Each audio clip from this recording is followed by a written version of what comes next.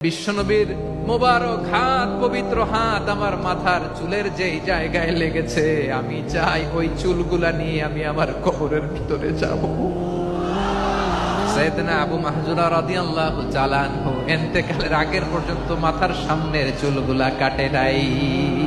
অষ্টম হিজরিতে হুনাইনের যুদ্ধে রাসূল সাল্লাল্লাহু আলাইহি ওয়াসাল্লাম ফিরে আসতেছেন মদিনায়। পথিমধ্যে বেলাল রাদিয়াল্লাহু তাআলা আনহু আযান দিচ্ছেন। কি দিচ্ছেন? তো পাশে ছিল মুশরিকদের একটা পল্লী, কিছু মুশরিক তরুণ, কিছু অমুসলিম কিশোর, তারা আজানকে ব্যঙ্গ করতেছে। আমাদের বাংলায় মুখ ভেঙ্গানো বলে আর কি।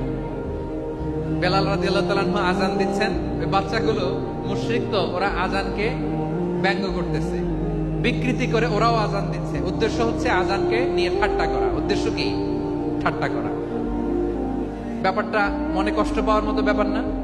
কিন্তু বিশ্বনবী ওইখানে দেখেন কি খুঁজলেন। বিশ্বনবী খেয়াল করলেন অমুসলিম কিশোরদের মধ্য থেকে একটা কিশোরের গলাটা বড় দরাজ গলা, কণ্ঠটা বড় সুন্দর। খেয়াল করে দেখলেন যে কিছু কিশোর বেলালের আজানকে ব্যঙ্গ করে, বিকৃতি করে, কিন্তু একজনের কণ্ঠ দেখতে পাচ্ছেন না এত দূরে, কিন্তু কণ্ঠটা বড় সুন্দর, দরাজ গলা। বিশ্বনবী সাহাবীদেরকে বললেন, ধরো এগুলারে, ধরো। সবগুলারে ধরে বিশ্বনবীর সামনে আনা হলো। ওরা হাঁটু গেড়ে বসলো। বিষ্ণু বললেন, তোমাদের মধ্যে কে যেন ব্যঙ্গ করে আজান দিচ্ছিল, তার গলাটা বড় উঁচু, গলার বেসটা বড় মজবুত, মেলোডিয়াস, সুমধুর কণ্ঠ, কে? আবু মাহজুরা বলে, আমার বন্ধুরা সবাই আমার দিকে আঙ্গুল দেখায়, আমি পড়ে গেছি বিপদে। রাসূল সাল্লাল্লাহু আলাইহি ওয়াসাল্লাম বাকি অমুসলিম তরুণদেরকে ছেড়ে দিলেন, বললেন তোমরা যাও। এবার আবু মাহজুরারে পাইছে। আবু মাহজুরার চুলের মধ্যে হাত দিলেন বিশ্বনবী, মাথায় হাত দিয়ে বললেন, এবার আজান দাও দেখি। আবু মাহজুরা বলে, আমি তো আজান দিতে জানি না, কারণ আমি তো বেলালেরটা শুইনা দিছি, আমার তো মুখস্থ নাই, আমি তো আজান দিতে জানি না। বিষ্ণু বললেন, জানো না? তাহলে আসো, আমি তোমারে শিখাই দিই। সুবহানাল্লাহ পড়ো। আবু মাহজুরা হাঁটু গেড়ে বসে, বিশ্বনবীর মোবারক হাত আবু মাহজুরার চুলের মধ্যে। বিশ্বনবী আজানের মুআল্লিম আবু মাহজুরাকে বলতেছে, ঠিক আছে তোমারে শিখাই দিচ্ছি, আমি যা যা বলবো আমার সাথে সাথে বলো, পারবা? আবু মাহজুরা বলে, পারবো। বিশ্বনবী আজান দিচ্ছেন, মাথায় হাত দিয়ে আল্লাহু আকবার, আল্লাহু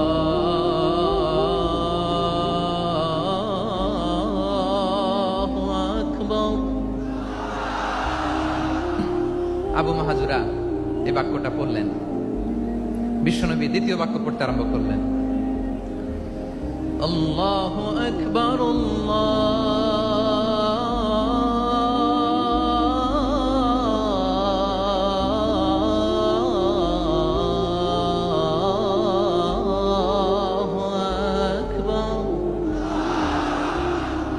আবু মাহজুরা এই বাক্যটাও বললেন। বিশ্বনবী আবু মাহজুরার মাথার মধ্যে হাত দিয়ে তৃতীয় বাক্য বললেন, আশহাদু আল্লা ইলাহা ইল্লাল্লাহ।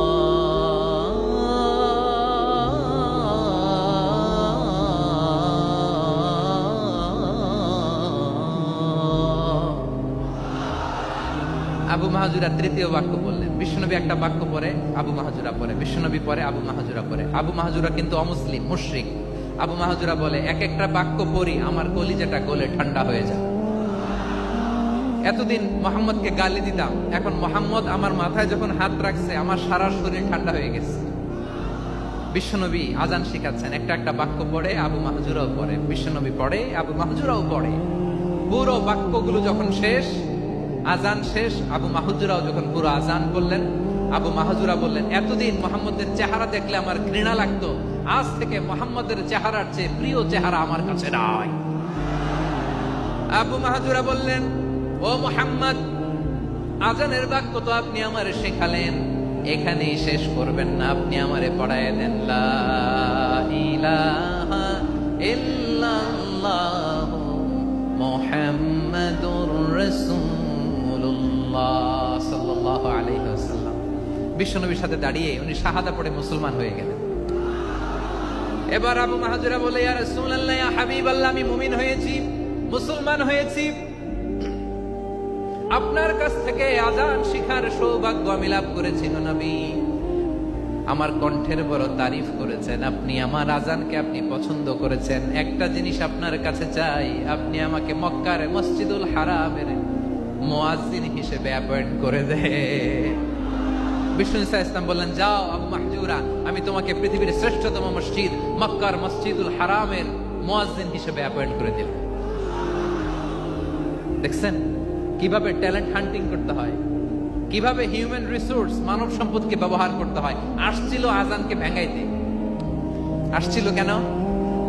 আজানকে ব্যঙ্গ করার জন্য, বিকৃত করার জন্য। আজানকে বিকৃত করতে যে ইসলামের সবচেয়ে শ্রেষ্ঠ মসজিদের মুয়াজ্জিন হয়ে গেল। পড়েন সুবহানাল্লাহ। হযরত আবু মাহজুরা রাদিয়াল্লাহু তাআলা আনহু ওনার এই সুললিত কণ্ঠ ব্যবহার করে মসজিদুল হারামে এত সুন্দর করে আল্লাহু আকবার বলে আজান দিতেন। মানুষগুলোর, মুসল্লিগুলোর, মক্কাবাসীর হৃদয়কে তিনি বিগলিত করে দিতেন। মানুষের হৃদয়কে ঠান্ডা হয়ে যেত। শুধু এখানেই শেষ না আমার যশোরের ভাইয়েরা। বিশ্বনবী যখন সাইয়েদনা আবু মাহজুরা রাদিয়াল্লাহু তাআলা আনহুকে আজান শিখাচ্ছিলেন, বলেন তো বিশ্বনবীর হাতটা কোথায় ছিল? আবু মাহজুরার মাথার সামনে, এই চুলের উপরে ছিল।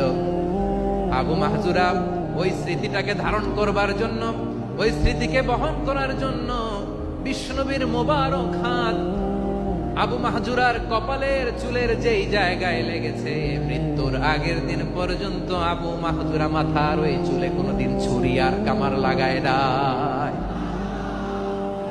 সেখানে কেচি লাগায় নাই, চুলের মধ্যে খুর লাগায় নাই।